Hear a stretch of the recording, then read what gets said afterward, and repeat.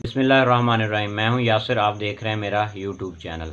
Supreme court ने जो election मुलतवी किए गए हैं उसका सो मोटो लिया था, उसके मैं पिछले 2 दिन का अहवाल आपको बता देता हूं।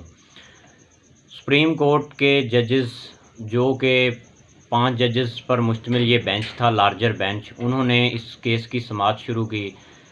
अब सुप्रीम कोर्ट के जो जजेस हैं वो तो चाहते हैं कि इलेक्शन इस मुल्क में हों, क्योंकि अगर इस मुल्क में इलेक्शन होंगे तो आइन और कानून की बालादस्ती कायम होगी।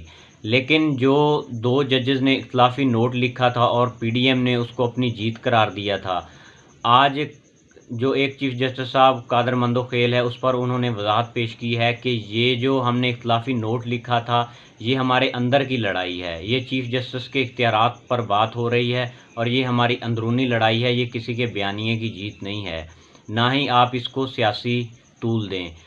जिसकी वजह से अब सुप्रीम कोर्ट जो है उसको अब इस हुकूमत की मुखालफत और एस्टेब्लिशमेंट का सामना है। आपको पता है कि अदलिया को क्रश करने की कोशिश की जा रही है, जिसकी वजह से अब जजेस तो यही चाहते हैं कि 90 दिन के अंदर इलेक्शन हो। पाँचों जजेस ने यही मुश्तरका फ़ैसला किया है कि 90 दिन के अंदर इलेक्शन होने चाहिए, और उन्होंने कहा है कि जो इलेक्शन कमीशन है, क्या उसके पास ये इख्तियारात हैं कि वो सदर की दी हुई तारीख को मुलतवी करके आगे डेट लेकर जाए।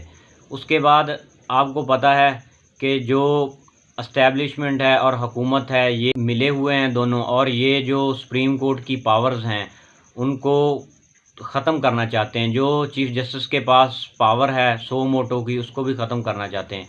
आपको पता है कि पिछले 1 दिन से इन्होंने जो सुप्रीम कोर्ट के ऊपर बिल की मंजूरी है वो 23 बिलों की मंजूरी कर ली है, जिसमें अदलिया को बिल्कुल ही पछाड़ कर रख दिया है इन्होंने। उसमें चीफ़ जस्टिस के पास सारे इख्तियारात ख़त्म कर दिए हैं। अब इन्होंने किया ये है कि 3 जजेस ये मिलकर बैठेंगे और फ़ैसला करेंगे कि हमने सो मोटो लेना है या नहीं। एक चीफ़ जस्टिस अकेला ये फ़ैसला नहीं कर सकता। क्या मैं ये सवाल पूछता हूँ कि ये क्या सिर्फ़ अदलिया के लिए है, बाकी इदारों के लिए क्यों नहीं है? अगर कोई और इदारा है उसका भी तो एक सुप्रीम कमांडर होता है और वही सारे फ़ैसले करता है। लेकिन ये सिर्फ़ अदलिया को ही क्यों ऐसा किया जा रहा है? क्योंकि अदलिया ये चाहती है कि 90 दिन के अंदर इलेक्शन हो, क्योंकि इलेक्शन अगर 90 दिन के अंदर होंगे तो इस मुल्क में आइन और कानून बाकी रहेगा। वरना अगर अब 90 दिन के अंदर इलेक्शन नहीं होते तो आइन और कानून ख़त्म हो जाएगा, जिसकी वजह से ये पीडीएम हुकूमत और इसके हवारी हैंडलर्स जो हैं ये इलेक्शन से फ़रार होने की कोशिश कर रहे हैं, जिसकी वजह से अब बड़ा सारे सियासी बिगाड़ पैदा हो चुके हैं। जजेस चीफ़ जस्टिस साहब ने भी इन सारे फ़रीक़ैन को बुलाया है और कहा है कि आप इस मसले को सियासी तौर पर हल करें और जो सियासी आपकी लड़ाई है उसको ख़त्म करें, ताकि हम इस मसले पर आगे बढ़ सकें। जिसकी वजह से आपको पता है कि मुश्तरका इजलास पिछले 2-3 हुए हैं, उसमें जजेस को बहुत बुरा भला कहा गया है, उनकी तौहीन की गई है, उनकी बेगमात के बारे में बहुत बुरा भला कहा गया है। जो भी सियासी बंदा है उसका रिलेशनशिप जज के साथ है तो उस बंदे को भी बीच में लाने की कोशिश की जा रही है। जैसे कि आपको पता है कि फैसलाबाद से अली शाही, जो कि लाहौर हाई कोर्ट के चीफ़ जस्टिस के दामाद हैं, उसको भी बीच में घसीटा जा रहा है और ये पीडीएम हुकूमत ओछे हथकंडों पर उतर आई है। आपको पता है कि ये हुकूमत की कोई क्रेडिबिलिटी नहीं है। ये हुकूमत सिर्फ़ एक एस्टेब्लिशमेंट और सुप्रीम कोर्ट के, वो जो सुप्रीम कोर्ट ने रात 12 बजे सो मोटो लिया था, उसकी वजह से ये बनने वाली हुकूमत थी। अब ये हुकूमत उसी सुप्रीम कोर्ट को, उसके आइन और कानून को ख़त्म करना चाहती है, और यही आज बिलावल भुट्टो साहब ने कहा है पार्लियामेंट में खड़े होकर के एस्टेब्लिशमेंट और सुप्रीम कोर्ट के पास बहुत सारी पावर्स हैं, और फ़ौज को भी उन्होंने बातों बातों में बुरा भला कहा है। हालांकि ये फ़ौज ही इनको लाने वाली है और इनको फैसिलिटेट करने वाली है। आज यही सुप्रीम कोर्ट है जिसकी वजह से ये पीडीएम की हुकूमत बनी थी और जिसकी वजह से ये हुकूमत कायम हुई थी। उसी सुप्रीम कोर्ट को आज उसमें इख्तिलाफ़ात पैदा करने की कोशिश की जा रही है और चीफ़ जस्टिस के इख्तियारात को ख़त्म करने की कोशिश की जा रही है।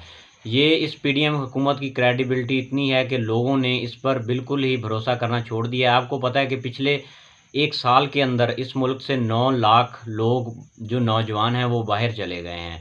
जो कि नौजवानों की बहुत बड़ी तादाद है ये 75 साला तारीख में कि वो इतनी बड़ी तादाद में बाहर गए हैं। और जो अंदर कारोबार थे वो लोगों के बंद हो चुके हैं। इस पीडीएम की हुकूमत के पास कोई भी मुआशी प्लान नहीं था और ये आकर बैठ गए और इन्होंने बिल्कुल मुल्क में तबाही फेर दी, जिसकी वजह से आज देख लें कि आप कितनी महंगाई है। जो 12-13% पर महंगाई थी आज वो 50% तक पहुंच चुकी है। लेकिन ये पीडीएम की हुकूमत इस महंगाई से ध्यान हटाने के लिए कभी ये इमरान खान साहब को गिरफ्तार करने की कोशिश करते हैं, कभी ये कोई कानून ले आते हैं, कभी ये कुछ करने की कोशिश करते हैं, जिसकी वजह से लोगों ने इस हुकूमत पर एतबार करना छोड़ दिया है और मुल्क इसी वजह से नीचे बैठ रहा है कि लोग, कोई भी कारोबारी और कोई भी इंडस्ट्रियल हजरात जो हैं वो इस हुकूमत पर एतबार ही नहीं करते।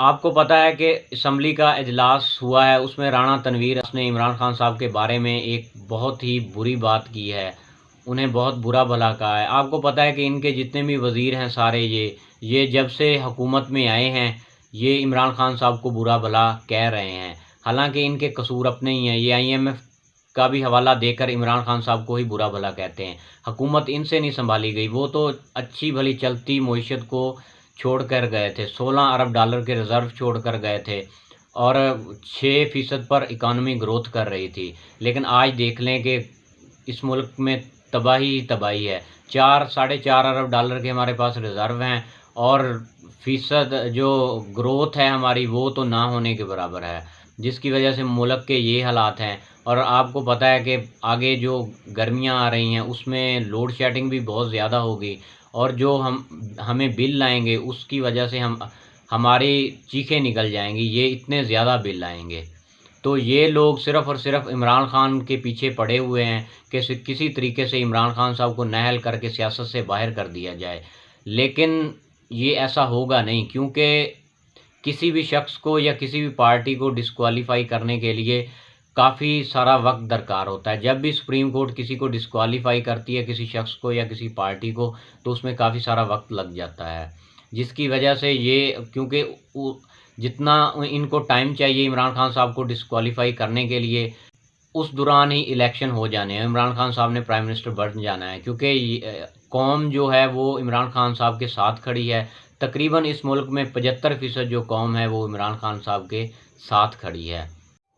आपको पता है कि आर्मी के बारे में सोशल मीडिया पर एक बात को उछाला जा रहा है कि आर्मी ने 45,000 एकड़ हुकूमत से ज़मीन ले ली है और ये जो ज़मीन ली है ये आर्मी अपने प्लॉट्स वगैरह में यूज़ करेगी या में अपनी गंदम काश्त करेगी। ऐसा बिल्कुल भी नहीं है।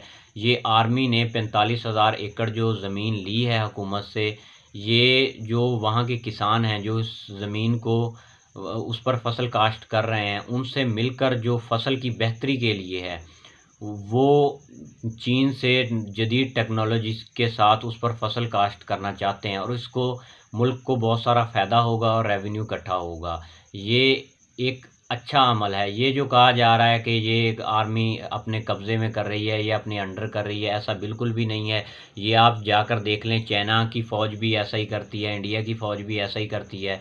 वो लोगों के साथ मिलकर काश्त करती है और अपनी काश्त को ऊपर ले जाने की कोशिश करती है, जिसकी वजह से मुल्क में रेवेन्यू जनरेट होता है। आपको पता है कि हमारी ज़राअत जो है वो बैकबोन है। अगर हमारी ज़राअत इकट्ठी सही होगी तो हमारा मुल्क तरक्की करेगा। आपको पता है कि हमारा ज़रई मुल्क है और हमारे पास गंदम नहीं है, गंदम की कमी है, जिसकी वजह से लोग रोज़ाना लाइनों में लग रहे हैं और आपको पता है कि किसी का नुकसान हो रहा है, किसी की डेथ हो रही है, जिसकी वजह से ये हमारा ही नुकसान है। मलामत करने वाली बात है कि एक ज़रई मुल्क होकर उसके पास खाने के लिए दाने नहीं हैं। फिर ऐसे ही हमसाया लोग हम पर हँसते हैं, जो हमारे दुश्मन ममालिक हैं वो हम पर हँसते हैं।